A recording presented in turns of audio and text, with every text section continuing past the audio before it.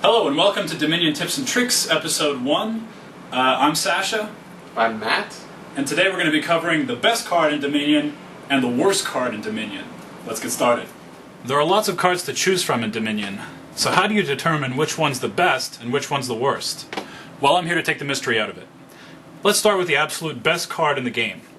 The best card in the game is pretty obvious. Yes, it's Village. At +1 card, +2 action, Village is easily the single best card in the game. I would buy Village if it costs 7.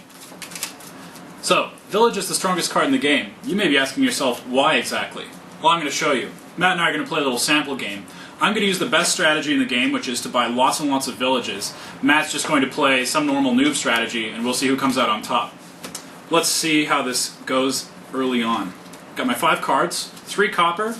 I'll take a village. This is a very strong opening. Okay, Matt, go ahead and do whatever. I too have 3 copper, and I'm going to buy a silver. Silver, classic rookie mistake. 4, I'm going to take another village. Now watch how things get started. I have 4 as well. I'm going to get a moneylender. Moneylender is a very bad card. It makes you actually trash your copper. So you're basically losing money. But anyway, Matt's not quite as good at probability as I am. Let's see my next hand. Another 3, village. Things are going well. But you haven't seen the real magic yet. I play moneylender, and I trash a copper, and then pick up gold. Losing a copper from your deck is never worth gaining something else, because you're basically permanently losing that money. Alright, let's see my next turn. Village. I've got 2 villages in my hand. I draw a card, it's an estate. Well, that sucks. Another village. Draw a card, it's a copper. I've got 4 copper, and a 2 action card combo. I'm already way ahead of Matt. And I buy another village. Let's fast forward a few turns.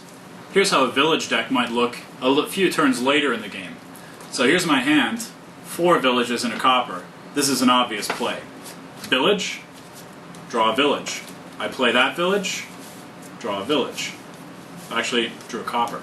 Now I play another village, draw a village, play a village, draw a copper, play a village, draw a village, play a village, draw a village, play a village, draw an estate, and I've got 1 village left. Play a village, get another village, village, and here's my final hand. As you can see, I've got 9 villages on the board, and I've got 3 copper in my hand, which is just enough to buy another village. Now that's a pretty good turn 12 or 15 turn if you ask me. Let's see what Matt did with his strategy. I have 8 for a province.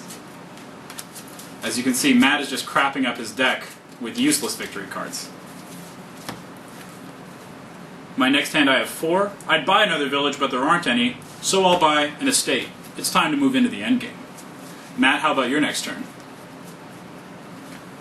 I have festival, Mm-hmm. and 4 gold for a province, and the gold.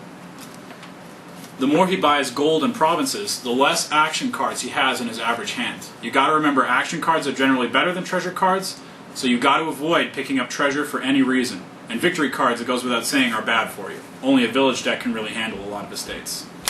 That covers the best card in the game, Village. Let's move on to the worst card in the game. It may surprise you which one it is. So the best card in the game is Village. What's the worst card in the game? The answer is Chapel. Chapel is, you play it, and you can trash up to 4 other cards from your hand. So a lot of people online think this is a good card, or I've even heard people say it's the best card. Frankly, that's ridiculous, and I've gotten in a lot of long, tiresome arguments about that with them. First of all, the best card in the game wouldn't cost 2. 2 means it's a bad card right off the bat. That should be your hint. But let me show you exactly why it's bad. I'm going to play a Chapel deck like they suggest, where I trash my starting cards to improve my deck. And Matt here is just going to play normal, and we're going to see how I'm doing by turn 3 or 4. So let's assume I go first again to be charitable to Chapel. I've got 3, and like an idiot I'm going to buy a Chapel with it. I have 3 as well, and I'll buy a silver. Okay. I've got 4 now, obviously, and I'm going to waste them on a second Chapel. Because if it's the best card in the game, or a good card, it should obviously be better if I have 2 of them than if I have 1, by simple math. And I'll buy a moneylender.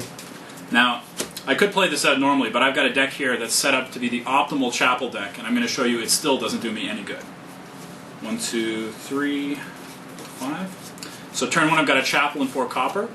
I play my chapel, which lets me trash these 4 copper out of my deck.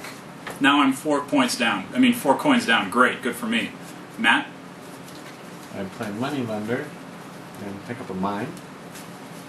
Moneylender and mine are also bad cards, because you have to trash with them. But they're nowhere near as bad as chapel is. Here's turn 2. I've got my second chapel and 4 cards. I'm going to trash these, which is, again, a terrible move. Now I'm down 2 victory points. That's the worse than 2 curses. And 2 more money. I'm basically broke at this point. Matt? Buy a silver. So you may notice my whole deck here is 4 cards. I'm just going to draw all of them. So I've got 2 chapels, an estate, and a copper. I can't buy anything. I've got 1 victory point and 2 action cards. What a waste. Anyway, I'm going to keep playing a chapel deck properly by trashing my starting cards. So I trash chapel, estate, and copper. And now, my deck is just this chapel card. Matt? I play mine to grab a gold, and then I buy a gold. So now it's my turn. This is the only card in my hand. I guess I'm going to play it and trash nothing. Matt, go ahead. I buy a province. So you can see here I've chapeled pretty much optimally. I've gotten rid of all of my non-chapel cards, just like they said, and all of my slotting cards are here, and yet my per turn income is 0. And I can't buy any other cards or ever reverse the situation. So I gotta wonder, even buying 2 chapels didn't seem to help me against Matt, who was just playing a basic strategy and ended up with a province while I was down to nothing. Chapel is easily the worst card in the game because this is the worst situation in the game. You basically never want to trash cards. You're throwing away money and points.